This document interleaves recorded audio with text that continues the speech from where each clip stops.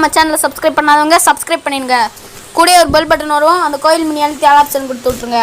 அப்போ தான் நம்ம போடுற ஒவ்வொரு வீடியோ உங்களுக்கு நோட்டிஃபிகேஷன்ல வந்து.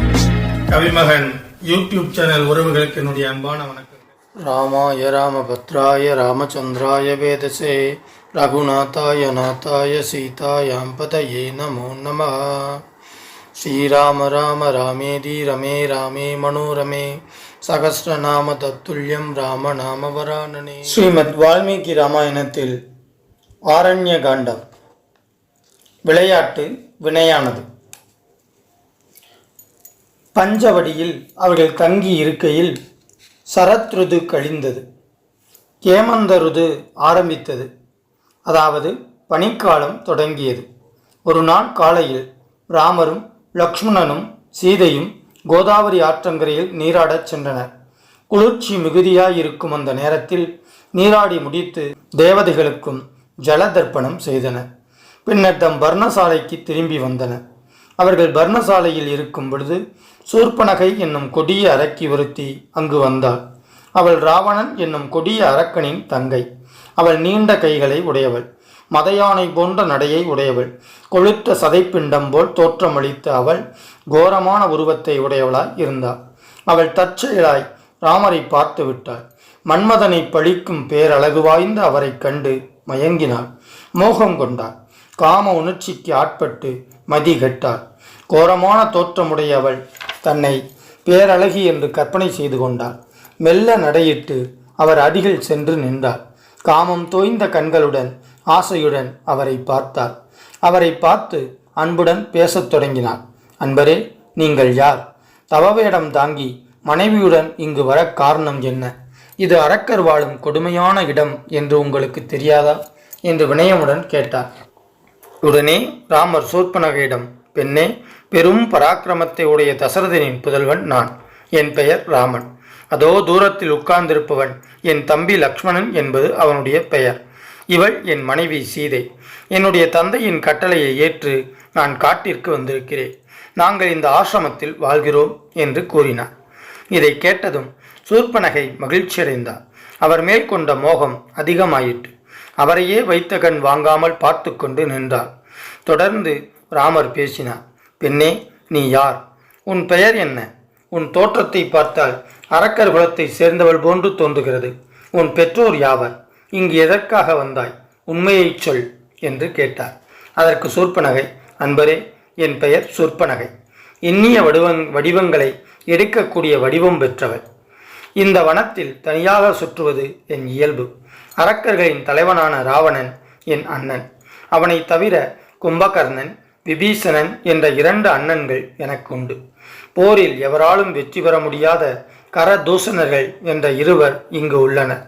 அவர்களும் எனக்கு அண்ணன் முறையினர்தான். இதில் விபீஷணன் எங்கள் குலத்தில் பிறந்து இருந்தாலும் சற்று விதிவிலக்கானவர், தர்மத்தில் நாட்டம் உடையவர். இவர்களில் ஒருவரும் என்னை கட்டுப்படுத்தப்பட மாட்டார்கள். நான் என் இஷ்டப்படிதான் நடப்பேன். நான் தங்களை கண்டவுடன் தங்கள் அலைகள் சொக்கிப் போய்விட்டேன். அது முதல் தங்களை கணவனாக அடைய வேண்டும் என்பதிலேயே நான் அதிக நாட்டமுடையவளாய் இருக்கிறேன். நான் அபூர்வமான சக்தி உடையவள். என்னை ஒருவரும் ஒன்றும் செய்ய முடியாது. என்னை தாங்கள் மனைவியாக ஏற்றுக்கொள்ளுங்கள். நாம் இருவரும் இன்பமுடன் வாழலாம். இந்த சீதை அற்ப பலம் உடையவள், அதுவும் அழகில்லாதவள். உலக உயிர்களைக் கண்டு இவள் நடுநடுங்குகிறாள். ஆனால் என்னை கண்டு உலக உயிர்கள் நடுநடுங்குகின்றன. மெலிந்த இடையும் ஒட்டிய வயிறும் கொண்ட இவளால் உங்களுக்கு என்ன பயன்? மேருமலையை போன்ற வலிமையான என் பெரிய உடலைப் பார். நான் உனக்கு ஏற்றவளா அல்லது அவள் உனக்கு ஏற்றவளா? நீங்களே ஆலோசித்து பாருங்கள். நானே உங்களுக்கு தகுதியானவள். நமக்கு இடையூறாக இருக்கும் அவலட்சணமான இந்த சீதையையும் உன் தம்பியையும் நான் தின்று விடுகிறேன். நாம் இருவரும் மலை சிகரங்களையும் வனங்களையும் நீரோடைகளையும் வேடிக்கை பார்த்தபடி மகிழ்ச்சியுடன் வாழலாம் என்று ஆர்வமுடன் சொன்னார். சிவந்த கண்களை உடைய சூர்பனகையின் வார்த்தைகளை கேட்டு ராமர் மெல்ல சிரித்தார். அவளுடைய பேச்சு அவருக்கு வேடிக்கையாகவும் வினோதமாகவும் இருந்தது. எனவே அவளுடன் பரிகாசமாக பேசத் தொடங்கினார். மிகுந்த அழகுடையவளே, எனக்கு திருமணம் ஆகிவிட்டது. என் மனைவியான இவள் மேல் எனக்கு அளவற்ற அன்பு உண்டு. அவளை விட்டு என்னால் பிரிய முடியாது. அதே சமயம் உன்னையும் வைத்துக்கொள்ள முடியாது. நீ மிகவும் கோபமுடையவள் போல் தோன்றுகிறாய். உன்னை போன்ற பெண்கள் சக்கரத்திகளின் தொல்லையை பொறுத்து கொள்ள மாட்டார்கள். எனவே நான் உனக்கு சரிப்பட்டு வரமாட்டேன். இதோ இருக்கும் என் தம்பியோ மிகவும் நல்லவன், மேலும் அழகுடையவன். அத்துடன் அவன் மனைவியும் இங்கு இல்லை. வீரமிக்க அவனை மணந்துகொள். அவனை மணந்து கொண்டால் எந்தவித துன்பமும் இல்லாமல் நீ இன்பமுடன் வாழலாம் என்று கூறினார். அவருடைய பரிகாச பேச்சை உண்மை என்று சூர்ப்பனகை நம்பினார். பேரழகு வாய்ந்த ராமன் கிடைக்காவிட்டால் போகட்டும், லக்ஷ்மணனாவது கிடைக்கட்டும் என்று தம் மனத்தை சமாதானப்படுத்தி கொண்டார். எனவே நேரே லக்ஷ்மணனிடம் சென்றார். அவனிடம், வீரனே, என்னை மணந்துகொள். உன் அழகிற்கும் திறமைக்கும் ஏற்றவள் நானே. அதன் பின்னர் நாம் சுகமாக தண்டகாரண்யத்தில் வசிக்கலாம் என்று சொன்னார். இந்த வார்த்தைகளை கேட்டு லக்ஷ்மணன் கோபம் கொண்டான். இருப்பினும் அதை அடக்கி கொண்டான். புன் சிரிப்புடன் பேசுவது போல் பாவனை செய்து கொண்டே, பெண்ணே, நான் என் அண்ணனின் அடிமை. பெருமைக்குரிய பெண்ணான நீ எனக்கு மனைவியாதல் தகுதியானதன்று. அடிமைக்கு அடிமையாக வாழ்வது உன் கௌரவத்திற்கு இழுக்கு தருவதாகும். நான் என் அண்ணனுக்கு பணிவிடை செய்வது போல் நீ சீதைக்கு பணிவிடை செய்ய வேண்டி வரும். இது உனக்கு சம்மதமா? எனவே என்னை விட்டுவிடு. என் அண்ணனை மணந்துகொள். அவர் சீதையை நீக்கி வைத்துவிட்டு உன்னை திருமணம் செய்து கொள்ளட்டும். உன் அழகை பார்த்த பின்னர் வேறு எந்த பெண்ணையாவது கண்ணெடுத்து பார்க்கவும் தோன்றுமா? எனவே அவரிடமே செல் என்று கூறினார். காமத்தின் உச்சியில் இருந்த சூர்ப்பனகை இதையும் உண்மை என்று நம்பினார். பிறகு மீண்டும் ராமரிடம் சென்றார். அவரை தனக்கு உரியவராக கருதி கொண்டார். எனவே உரிமையுடன் பேசத் தொடங்கினார். ராமா, இவள் அழகற்றவள், துஷ்டை, சதையில்லாதவள். இந்த பீடையை தொலைத்து தலைமுழுகாமல் இன்னும் ஏன் கட்டிக்கொண்டு அழுகிறாய்? இவளை துரத்திவிடு, நாம் இன்பமாக வாழலாம் என்று கூறினார். இதை கேட்டு அடக்க முடியாத சிரிப்பு வந்துவிட்டது ராமருக்கு. இப்படி இவள் ஆண்களை தேடி அலைகின்றாளே என்று மனதிற்குள் எண்ணிக்கொண்டார். இவரிடம் விளையாட்டாய் பேசினால் கூட அது பேராபத்தாய் முடிந்துவிடும் என்று ஒன்றும் பேசாமல் இருந்துவிட்டார். அவர் மௌனமாயிருப்பதைக் கண்ட சூர்ப்பனகை, என்னை திரும்பி பார்க்காமல் இருப்பதற்கு காரணம் இந்த பெண்ணே. இவள் இருக்கும் வரையில் என் எண்ணம் ஈடேறாது. எனவே அவளை தின்றுவிட்டால் அதன் பின்னர் ராமர் நம்மிடம் பிரியமாய் நடந்து கொள்வார். நமக்கும் சக்கலத்தி தொல்லையும் இருக்காது என்று எண்ணினார். எனவே கோபத்துடன் சீதையிடம் பாய்ந்து சென்றார். சீதை சூர்ப்பனகையை கண்டு நடுநடுங்கினார். அதைக் கண்டு ராமர் திடுக்கிட்டார். கொடியவளான சூர்ப்பனகையுடன் பரிகாசமாய் பேசியது தப்பாய் போய்விட்டதே என்று திடுக்கிட்டார். உடனே தன் தம்பியை பார்த்து, லக்ஷ்மணா, இதென்ன சோதனை? சூர்ப்பனகையால் சீதை நடுநடுங்குகிறாள். பயத்தாலேயே அவள் உயிரை விட்டாலும் விட்டுவிடுவாள். எனவே தாமதம் செய்யாமல் இந்த அரக்கியின் உறுப்புகளை குறைத்துவிடு என்று கட்டளையிட்டார். அண்ணனின் கட்டளையை உடனே லக்ஷ்மணன் ஏற்றுக்கொண்டார். சூர்ப்பனகையிடம் பாய்ந்து சென்றான். கத்தியை எடுத்து அவருடைய மூக்கையும் காதுகளையும் அறுத்தான். உடனே சூர்ப்பனகை கோரமாக கத்திக்கொண்டே ஓடத் தொடங்கினார். மழைக்காலத்து மேகங்கள் கர்ஜிப்பது போல் அலறினார். இயற்கையாகவே விகாரமான தோற்றம் உடைய அவள் இப்பொழுது இன்னும் பயங்கரமான தோற்றம் உடையவளானாள். இரத்தம் சொட்ட சொட்ட கதறினாள். காட்டின் உள்ளே புகுந்து ஓடத் தொடங்கினாள். அரக்கர்களுக்கு இடையில் ஜனஸ்தானத்தில் கரண் அமர்ந்து இனிமையுடன் பேசிக்கொண்டிருந்தான். வேகமாக ஓடிவந்த சூர்ப்பனகை இடி பூமியில் விழுவது போல் அவன் எதிரில் விழுந்தாள். இலங்கை நாட்டை ராவணன் ஆண்டு வந்தான். அவனுடைய மேலாண்மை தண்டகாரண்யம் வரை இருந்தது. அவனுக்கு கரண், தூசணன் என்ற 2 சகோதரர்கள் இருந்தனர். தண்டகாரண்யத்தில் ஜனஸ்தானம் என்ற பகுதி ஒன்று இருந்தது. தண்டகாரண்யத்தின் கட்டுக்காவலுக்கு அவன் கரதூஷணர்களை நியமித்திருந்தான். தன் சகோதரி மானபங்கப்படுத்தப்பட்டு தன் எதிரில் வந்து விழுந்ததைக் கண்டு கரண் திடுக்கிட்டான். அவள் அவயங்கள் அறுக்கப்பட்டு இருப்பதைக் கண்டு அவன் கோபம் கொண்டான். பின்னர் அவன் தன் தங்கையை பார்த்து, தங்கையே, எழுந்திரு, உன்னை திடப்படுத்திக்கொள், அளவேண்டாம். உன்னை இப்படி அலங்கோலம் செய்தவன் யார்? ஆரவாரமின்றி எதிரில் படுத்திருக்கும் கருணாகத்தை சீண்டி சீற்றம் கொள்ளச் செய்தவன் யார்? தனக்கு நேர இருக்கும் ஆபத்தை அறியாமல் உன்னை உருக்குலைத்தவன் யார்? உடனே சொல், அவனுடைய மார்பை பிளக்கிறேன், இரத்தத்தை குடிக்கிறேன், பயமின்றி உடனே சொல் என்றான்.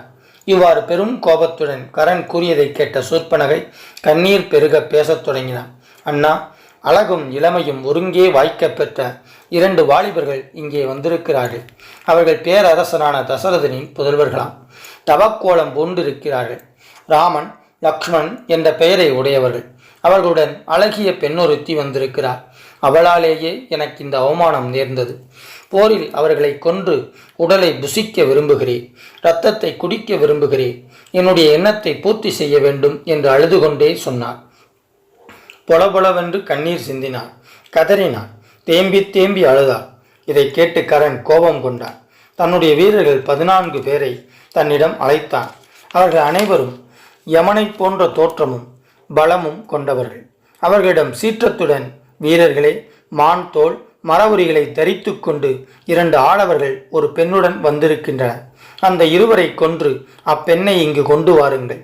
என் உடன் பிறந்தவள் அவர்களுடைய இரத்தத்தை குடிக்க விரும்புகிறார். மாமிசத்தை புசிக்க விரும்புகிறார். அதற்கு ஆவன உடனே செய்யுங்கள் என்றார்.